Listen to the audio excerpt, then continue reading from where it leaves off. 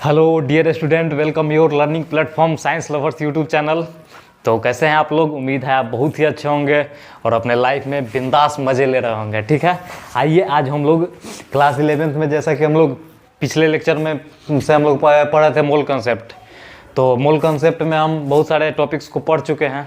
तो जो नए बच्चे हैं, जो नए स्टूडेंट हैं, उनको लग रहा होगा कि आज ये फर्स्ट क्लास है, तो उनसे बता देते हैं कि इससे पहले 5-6 क्लास हो चुका है। तो अगर आप पिछले लेक्चर को अटेंड नहीं किए हैं तो पहले जाके पिछले लेक्चर को देख ले, उसके बाद इस लेक्चर को देखेंगे तो आपको ज़्यादा समझ में आएगा। ठीक है, तो आइए अब हम लोग समझते हैं। इससे पहले कि आप हमारे चैनल को सब्सक्राइब कर ले, हालांकि हम बोलेंगे नहीं आपको सब्सक्राइब करने के लिए, लेकिन आप बहुत अच्छे आदमी हो, सब्सक्राइब तो कर ही लोगे। ठीक है, तो आइए हम लोग समझते हैं एक्चुअल एटॉमिक मास। देखिए आज हम लोग पढ़ेंगे एक्चुअल एटॉमिक मास क्या होता है, रिलेटिव एटॉमिक मास क्या होता है, एंड ग्राम एटॉमिक मास क्या होता है, उसको पढ़ेंगे और उन पे बेसिस हम लोग न्यूमेरिकल्स को करेंगे। ठीक है, तो आइए हम लोग पहले समझते हैं एक्चुअल एटॉमिक मास, यानी शॉर्ट में आम इसको बोला जाता है, AAM आम बोला जाता है। वो वाला आम नहीं जो मोदी जी वाला आम, जैसे कि सर आप मोदी जी आप आम चूस के खाते हैं या काट के खाते हैं, वैसा आम नहीं है ये।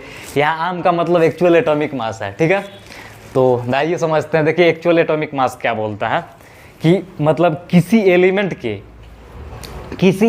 के एक एटम के मास को, किसी एलिमेंट के एक एटम के मास को अगर ग्राम में लिखते हैं, उसी को एक्चुअल एटॉमिक मास बोलते हैं। उसी को क्या बोलते हैं? एक्चुअल एटॉमिक मास बोलते हैं। जैसा कि लिखा हुआ भी है, देख सकते हैं आप। देखिए mass of an atom of element in gram is called actual atomic मास, यानी आम। देखिए किसी एक एटम के, यहाँ क्या बोल रहा है, एन एटम मतलब का एक एटम के, किसी मतलब किसी एलिमेंट के एक एटम का मास अगर हम लोग ग्राम में लिखते हैं ना, इन ग्राम, तो उसी को क्या बोला जाता है? एक्चुअल एटॉमिक मास बोला जाता है, यानी शॉर्ट में इसको आम बोला जाता है। ठीक है, एक्चुअल एटॉमिक मास यानी आम बोला जाता है। देखिए एक्चुअल एटॉमिक मास क्या होता है? देखिए एक्चुअल एटॉमिक मास बराबर क्या होता है? किसी एलिमेंट का मास नंबर में अगर हम लोग इतना से गुना कर देंगे, 1.67 इंटू 10⁻⁻24 ग्राम से अगर गुना कर देंगे तो हमको एक्चुअल एटॉमिक मास मिल जाएगा। मतलब किसी एलिमेंट के मास नंबर के साथ अगर हम इससे मल्टीपल कर देंगे, 1.67 इंटू 10⁻⁻24 ग्राम से मल्टीप्लाई कर देंगे तो हमको एक्चुअल एटॉमिक मास दे देगा। ठीक है, एक्चुअल एटॉमिक मास दे देगा। इसको हम लोग देखिए, इसको ये जो नंबर है ये कहाँ से आएगा, ये हम लोग आगे समझते हैं कि ये नंबर एक्चुअली आया कहाँ से है। ठीक है, अगर 1/एवोगाड्रो नंबर करेंगे तो ये नंबर आपको मिल जाएगा। ठीक है, तो हम लोग ये इसको आगे देखेंगे। ठीक है, देखिए अब बोल रहा है actual atomic mass is always constant. Actual atomic मास जो होता है ये वेरिएबल नहीं होता है, ये कांस्टेंट होता है, ये नहीं बदलता है। ठीक है, अब देखिए हम लोग कुछ एलिमेंट्स के एक्चुअल एटॉमिक मास को लिखते हैं और समझते हैं कि उसको देखते हैं कि कैसे किसी एलिमेंट के एक्चुअल एटॉमिक मास को लिखा जाता है। देखिए क्या बोल रहा है, write down the actual atomic mass of carbon, chlorine and nitrogen, oxygen atoms. मतलब इसके बोल रहा है कि एक्चुअल एटॉमिक मास को आप लिखिए, यानी रिप्रेजेंट कीजिए। तो आइए हम लोग देखते हैं। पहले हम लोग लिखते हैं कार्बन का। देखिए C12 का हम लोग लिखेंगे। इसका एटॉमिक मतलब मास नंबर कितना है? 12 है। कार्बन का 12 होता है और 14 भी होता है। देखिए कार्बन का 2 आइसोटोप्स होता है, एक 6-12 हो जाएगा और एक 6-14 भी होता है, जिसमें मतलब मास नंबर उसका 14 होता है। तो हम लोग कार्बन 12 को देखते हैं पहले। ठीक है, इसका एक्चुअल एटॉमिक मास लिखेंगे। ठीक है, एक्चुअल एटॉमिक मास लिखेंगे तो इसका मास नंबर ये है और इसको गुना कर देंगे किससे? 1.67 इंटू 10⁻⁻24 ग्राम, इससे गुना कर देंगे तो ये हो जाएगा, क्या हो जाएगा? ये आपको एक्चुअल एटॉमिक मास दे देगा। ठीक, सेम उसी प्रकार से अगर आप इसके बाद क्या दिया है? क्लोरीन दिया है। तो क्लोरीन का मास कितना होता है? 35.5 होता है, 35.5 होता है। तो इसका एक्चुअल एटॉमिक मास कितना हो जाएगा? 35.5 इंटू 1.67 इंटू 10⁻⁻24 ग्राम, इसका भी हो जाएगा। ठीक है, सेम उसी प्रकार से आप नाइट्रोजन का भी देख लेंगे। नाइट्रोजन कितना पे होता है? 7 पे होता है। उसका मास नंबर कितना होता है? 14 होता है। ठीक है, तो वैसे ही आप 14 इंटू 1.67 इंटू 10⁻⁻24 ग्राम, ये भी हो जाएगा। सेम ऐसा ही होता है। ठीक है, अब देखिए अब हम लोग बात करते हैं, सेम वैसे ही आप इसका भी देख लेंगे। ऑक्सीजन कितना पे होता है? 8 पे ऑक्सीजन होता है। ठीक है, इसका एटॉमिक मास कितना होता है? मास नंबर होता है 16। इसका सेम वैसा ही हो जाएगा 16 इंटू 1.67 इंटू 10⁻⁻24 ग्राम होता है। ठीक है, देखिए 1.67 इंटू ये 24 ग्राम है ना, 1.67 इंटू 10⁻⁻24 ग्राम है। इसको क्या बोला जाता है? AMU बोला जाता है, एक AMU इसको बोला जाता है। ठीक है, इसको एक AMU बोला जाता है। किसको एक AMU बोला जाता है? 1.67 इंटू 10⁻⁻24 ग्राम को एक AMU बोला जाता है। AMU को का मतलब क्या होता है? एटॉमिक मास यूनिट होता है, जो कि आगे आपको लिखा हुआ भी है। ठीक है, उसको समझ लेंगे। ठीक है, मतलब कि किसी भी एलिमेंट के मास नंबर में अगर हम लोग AMU से गुना कर देंगे, एक्चुअल मतलब इससे गुना कर देंगे, AMU से गुना कर देंगे, एक AMU से गुना कर देंगे, तो आपको वो एक्चुअल एटॉमिक मास दे देगा। ठीक है, तो आई होप इतना समझोगे। देखिए अब हम लोग समझते हैं कि एक AMU बराबर कितना होता है, वो किसके बराबर होता है। ठीक है, देखिए एक AMU या एक U भी इसको बोला जाता है, या एक डाल्टन बोला जाता है। देखिए डाल्टन क्यों बोला जाता है? क्योंकि एटम्स का जनक हमारे डाल्टन साहब को बोला जाता है, तो उनको इज्जत देने के लिए 1 डाल्टन भी इसको बोला जाता है। ठीक है, किसको बोला जाता है? 1 AMU को 1 डाल्टन भी बोल सकते हैं आप, या 1 U भी बोला जाता है। U मतलब यूनिफाइड मास होता है। ठीक है, तो देखिए कितना होता है? 1 AMU बराबर 1.67 इंटू 10⁻⁻24 ग्राम होता है। ठीक है, 1.67 इंटू 10⁻⁻24 ग्राम होता है। ठीक, अब आप देखेंगे कि देखिए इसका किसी कहीं जगह से आपको मैच होता है। जैसे आप प्रोटॉन और न्यूट्रॉन का मास देखेंगे तो इसी के बराबर होता है लगभग, मतलब केमिस्ट्री में सेम इसी के बराबर प्रोटॉन और न्यूट्रॉन का मास होता है। जैसे हम लोग देख सकते हैं, हम इसको नीचे लिख दिए हैं ताकि आपको पता चले, ऐसे आपको तो ये ऐसे याद ही होगा। ठीक है, जैसे में आप देखिए प्रोटॉन का मास कितना होता है? 1.67 2 इंटू 10⁻⁻24 ग्राम होता है। न्यूट्रॉन का भी मास 1.67 इंटू 10⁻⁻24 ग्राम होता है, मतलब लगभग सेम होता है। यहाँ पे थर्ड डिजिट चेंज है तो उससे मतलब ज़्यादा फर्क नहीं पड़ता है, तो लगभग ही सेम होता है। तो आप देखेंगे कि देखिए 1 AMU या 1 U या 1 डाल्टन बराबर 1.67 इंटू 10⁻⁻24 ग्राम है। ठीक है, ऐसा ही तो 1 AMU बराबर आप मास ऑफ प्रोटॉन भी लिख सकते हैं। देख सकते हैं कि मास ऑफ प्रोटॉन भी इतना ही होता है। वैसे ही आप मास ऑफ न्यूट्रॉन भी लिख सकते हैं, इसको मास ऑफ न्यूट्रॉन के बराबर भी 1 AMU होता है, तो वो भी लिख सकते हैं। अब देखिए यहाँ पे हम लोग AMU का फुल फॉर्म लिखे हैं। ठीक है, एटॉमिक मास यूनिट होता है। AMU का full form atomic mass unit होता है, और U का मतलब यूनिफाइड मास होता है। ठीक है, यूनिफाइड मास होता है। अब देखिए हम लोग समझते हैं actual atomic mass of carbon C12 का, समझते हैं कि कैसे इसका। देखिए कार्बन 12 को ही क्यों मानते हैं हम लोग, क्यों इसको रेफरेंस में लेकर चला जाता है, इसको हम लोग आगे एटॉमिक स्ट्रक्चर में जानेंगे। ठीक है, तब तक के लिए हम लोग अभी देखते हैं केवल कार्बन 12 को ही लेकर हम लोग चलते हैं। क्यों लेके चलते हैं ये तो हम लोग आगे जानेंगे। देखिए actual atomic mass of C12 carbon 12 का क्या हो जाएगा? आप मास नंबर इसका 12 हो गया, गुण है 1.67 इंटू 10⁻⁻24 ग्राम, यानी AMU हो गया ये। ठीक है, अब देखिए इसको एक AMU बोला जाता है। ठीक है, ये जो है इसको क्या बोला जाता है? इसको एक AMU बोला जाता है, 1 AMU। ठीक है, तो अब आपको 1 AMU निकालना है, तो 1 AMU बराबर क्या हो जाएगा? एटॉमिक मास ऑफ कार्बन 12, यानी एक्चुअल एटॉमिक मास आम बाई कार्बन बाई इतना हो जाएगा, मास नंबर हो जाएगा ना आपका। देखिए तो 1 AMU बराबर actual atomic mass of carbon 12 by mass number ये हो जाएगा। ये आपका क्या है? मास नंबर है। ठीक है, तो आम ऑफ C12 इसको शॉर्ट में लिखे है, आम of carbon 12 by mass number ये हो जाएगा आपका। ठीक है, मास नंबर हो गया। अब देखिए हम लोग कुछ एग्जांपल्स कर लेते हैं। ठीक है, एग्जांपल करते हैं तो देखिए आम ऑफ कार्बन का निकालेंगे, actual atomic mass of carbon की बात करेंगे हम लोग। तो देखिए किसी भी मतलब एलिमेंट का मास नंबर निकालते हैं तो किसे ऐसी होता है? मास नंबर होता है प्रोटॉन की संख्या प्लस न्यूट्रॉन की संख्या, दोनों प्रोटॉन और न्यूट्रॉन को जोड़ते हैं तो आपको मास नंबर मिलता है। ठीक है, तो देखिए कार्बन का मास नंबर कैसे निकालेंगे? मास ऑफ 6 गो प्रोटॉन उसमें होता है और 6 गो actual atomic mass of carbon की बात कर रहे हैं हम लोग। तो देखिए एक्चुअल एटॉमिक मास में क्या होता है? मास ऑफ प्रोटॉन, मतलब किसी भी एलिमेंट का मास नंबर में का निकालने के लिए हम लोग क्या करते हैं? प्रोटॉन की संख्या और न्यूट्रॉन की संख्या को जोड़ देते हैं तो मास नंबर मिल जाता है। तो वही होता है actual atomic mass of carbon निकालेंगे तो हम लोग मास ऑफ 6 प्रोटॉन, उसमें प्रोटॉन की संख्या, कार्बन में 6 को प्रोटॉन की संख्या होती है और 6 को न्यूट्रॉन की संख्या होती है। ठीक है, तो एक्चुअल एटॉमिक मास शॉर्ट में इसको आम लिखा गया है। ठीक है, आम of carbon is equal to होता है मास ऑफ 6 प्रोटॉन और is equal to plus mass of 6 neutron होता है। तो मास ऑफ की बात हो रहा है, तो मास ऑफ प्रोटॉन 1 AMU के बराबर होता है। मास ऑफ प्रोटॉन जो होता है 1 AMU के बराबर होता है। मास ऑफ न्यूट्रॉन भी 1 AMU के बराबर होता है। तो यहाँ पे 6 प्रोटॉन की बोल रहा है, तो 6 इंटू 1 AMU हो जाएगा, तो यानी 6 AMU हो गया। और मास ऑफ 6 न्यूट्रॉन होगा तो 6 इंटू 1 AMU हो जाएगा, यानी 6 AMU ये हो गया। तो 6 व 6 12 AMU हो गया, ठीक है। तो यानी actual atomic mass of carbon कितना हो गया, 12 AMU हो गया, ठीक है। अब हम लोग बात करते हैं इस पे mass of electron, mass of an electron. Electron का मास कितना होता है, प्रोटॉन का मास कितना होता है, एंड न्यूट्रॉन का मास कितना होता है। देखिए मास ऑफ एन इलेक्ट्रॉन कितना हो जाएगा, 9.1 इंटू 10⁻⁻28 ग्राम होता है, ठीक है। आप इसको केजी में भी लिख सकते हैं, तो 10⁻31 केजी होगा। 9.1 इंटू 10⁻31 केजी हो जाएगा, ठीक है, ठीक है। उसके बाद मास ऑफ प्रोटॉन कितना होता है, 1.672 इंटू 10⁻24 ग्राम हो जाएगा, ठीक है। तो मास ऑफ न्यूट्रॉन 1.675 इंटू 10⁻24 ग्राम होता है, ठीक है। अब देखिए हम लोग बात करते हैं इलेक्ट्रॉन का मास और प्रोटॉन की मास में कंपैरिजन करते हैं। देखिए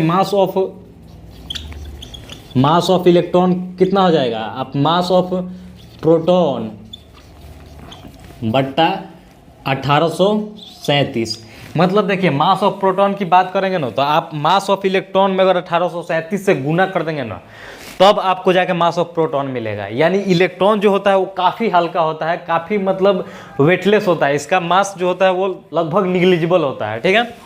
तो इसीलिए हम लोग मतलब इलेक्ट्रॉन के मास को निग्लिजिबल भी मान लेते हैं, ठीक है। तो अब हम लोग इसके बाद पढ़ेंगे बाबू, क्या पढ़ेंगे हम लोग, इसके बाद हम लोग पढ़ेंगे रिलेटिव एटॉमिक मास पढ़ेंगे, ठीक है। उसके बाद ग्राम एटॉमिक मास को पढ़ेंगे, ठीक है। उसके बाद उन पे बेसिस हम लोग बहुत सारे न्यूमेरिकल्स को करेंगे, ठीक है। तब तक आते हैं। तो आइए बाबू अब हम लोग समझते हैं रिलेटिव एटॉमिक मास, यानी राम को समझते हैं। वही आम का एक बड़ा भाई राम है, ठीक है। तो आइए देखिए समझते हैं। देखिए रिलेटिव एटॉमिक मास क्या बोलता है, देखिए रिलेटिव एटॉमिक मास क्या बोलता है, mass of any element on AMU scale is called relative atomic मास। राम मतलब क्या होता है कि किसी भी एलिमेंट के AMU स्केल पर जितना मास होता है ना, उसी को रिलेटिव एटॉमिक मास बोला जाता है। उसी को क्या बोला जाता है, किसी भी एलिमेंट के AMU स्केल पर जितना मास होता है, मास नंबर जितना होता है, उसी को रिलेटिव एटॉमिक मास बोला जाता है, ठीक है।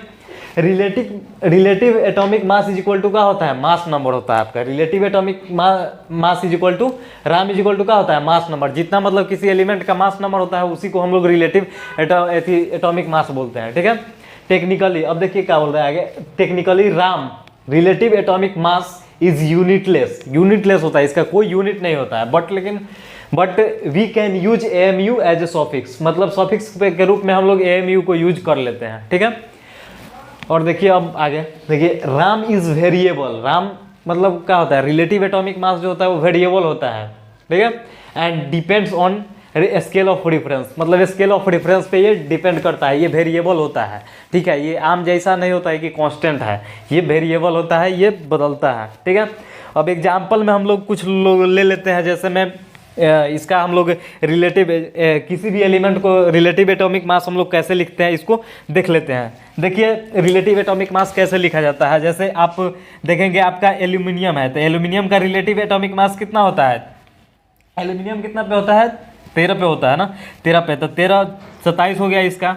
अब आप 27 को ऐसे एज इट इज ऐसे भी छोड़ सकते हैं, या सॉफिक्स में आप AMU भी लिख सकते हैं, नहीं भी लिखेंगे तो कोई दिक्कत नहीं है। कैल्शियम होता है 20 पे, 20 इसका मास नंबर कितना होता है, 40 होता है, 40 AMU हो जाएगा, 40 AMU को नहीं भी लिख सकते हैं। क्लोरीन का कितना होता है मास नंबर, क्लोरीन का मास नंबर आपका 35.5 35.5 होता है, ठीक है।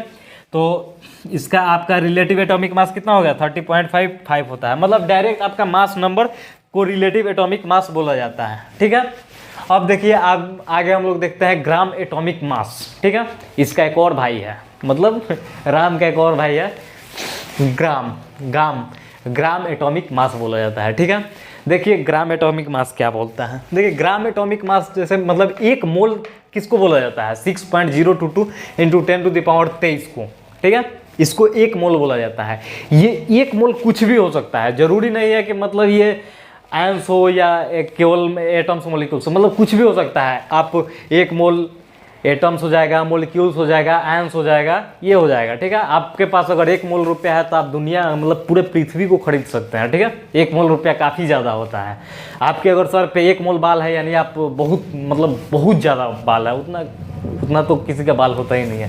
ठीक है, जैसे आप अगर 1 मोल रुपया रहेगा तो देखिए आप पृथ्वी को कैसे खरीद सकते हैं। पूरे पूरे पूरे पृथ्वी पर जनसंख्या कितना है, अभी पॉपुलेशन है लगभग 8 बिलियन के आसपास है। ठीक है, 8 बिलियन है और आपके पास 1 मोल रहेगा रुपया ना, तो आप देखिए 10 to the power 23, 6.10 to the power 23 आप, और 8 बिलियन है तो तभी अगर 1 सेकेंड में 1 रुपया अगर पूरा दुनिया का आदमी अगर 1 सेकंड में 1 रुपया खर्चा करेगा ना, तब वो 100 करोड़ साल चलेगा आपका रुपया, 100 करोड़ साल लगभग चलेगा आपका रुपया। इसलिए 1 मोल रुपया काफ़ी ज़्यादा होता है। हम तो चाहेंगे कि हमारे पास अकाउंट में 1 मोल रुपया हो और कुछ नहीं, भगवान से कुछ नहीं मांगेंगे उसके बाद। ठीक है, देखिए क्या बोलता है ग्राम एटॉमिक मास। देखिए मास ऑफ 1 मोल एटम्स, देखिए यहाँ पे 1 मोल की बात कर रहा है, मतलब क्या है, mass of 1 mole atoms of any element in a gram is called gram atomic mass बोलते हैं। देखिए किसी भी एलिमेंट के 1 मोल एटम्स का, किसी भी एलिमेंट के 1 मोल एटम्स का ग्राम में उसका द्रव्यमान, ग्राम में द्रव्यमान अगर लिखते हैं तो उसी को ग्राम एटॉमिक मास यानी ग्राम बोलते हैं। मतलब फिर से सुनिएगा, देखिए किसी एलिमेंट के 1 मोल, देखिए यहाँ पे बोल रहा है 1 मोल एटम्स के, 1 मोल एटम्स के ग्राम में द्रव्यमान, ग्राम में मास उसका ना लिखेंगे हम लोग जब लोग, तो उसी को ग्राम एटॉमिक मास बोलते हैं। ठीक है, इसको शॉर्ट में ग्राम बोला जाता है। ठीक है, अब देखिए क्या होता है, mass of 1 mole atom, mass of 1 mole atom क्या हो जाएगा, मास ऑफ 1 एटम, मतलब 1 एटम गुने एवोगैड्रो नंबर से गुना कर देंगे। एन आपका यहाँ पे एवोगैड्रो नंबर है।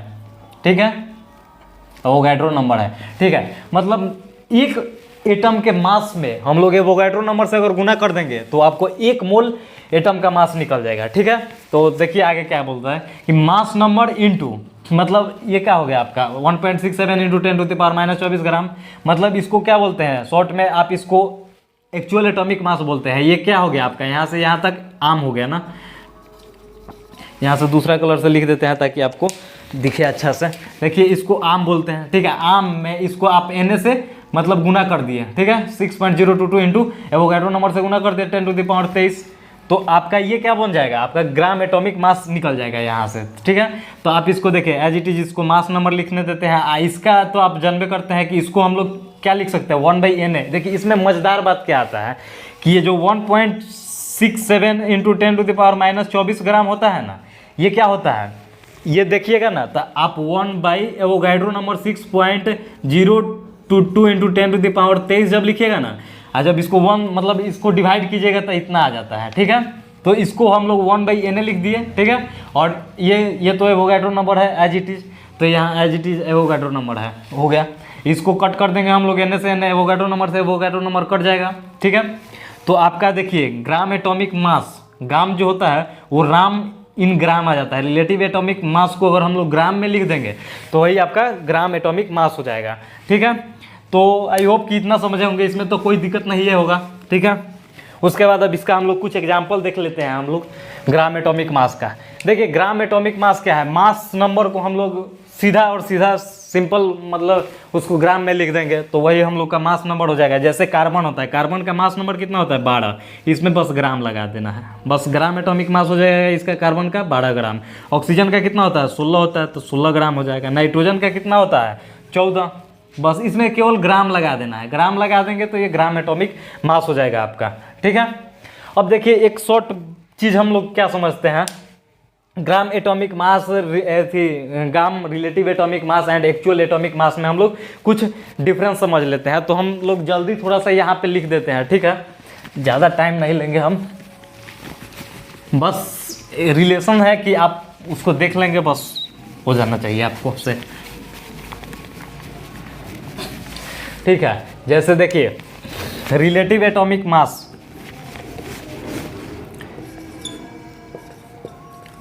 रिलेटिव एटॉमिक मास बराबर क्या होता है आपका, मतलब मास नंबर को अगर हम लोग लिख देंगे, मास नंबर को अगर AMU में लिख देते हैं हम लोग तो ये आपका एटॉमिक मास निकल गया। वैसा ही आप एक्चुअल एटॉमिक मास आम को अगर लिख देंगे आप क्या लिख देंगे, आप लिख देंगे राम इंटू, देखिए जैसे है लिखा है राम इंटू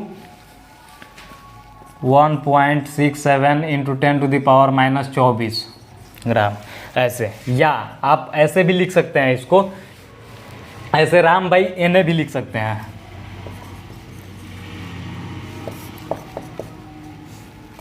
राम भाई ये हो गया, ड्रो नंबर ये हो गया आम बराबर, ठीक है।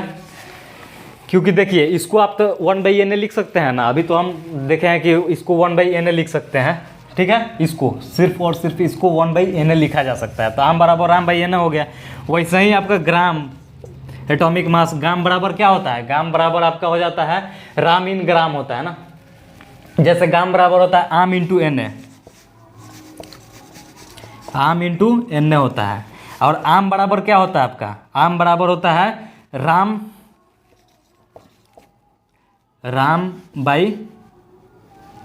बाई एन होता है ना, राम बाई एन। देखिए आम बराबर क्या हो जाएगा, राम बाई एन इंटू एन हो जाएगा ग्राम में, ठीक है।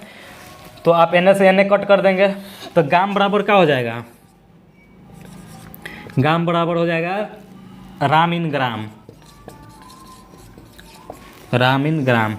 तो ये आपका फॉर्मूला, ये जो तीनों हम लोग पढ़े हैं ये एक साथ आप लिख सकते हैं, लिख लेंगे, ठीक रहेगा, आपको याद करने में तकलीफ नहीं होगी, ठीक है।